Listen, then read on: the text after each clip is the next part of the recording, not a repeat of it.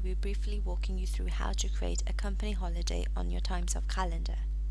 To create a company holiday, click on the calendar and the calendar link.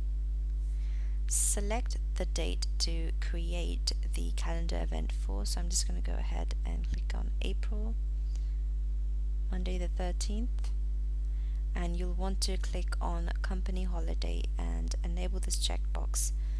This will remove all the other unnecessary fields, and now you can just add the title and click save.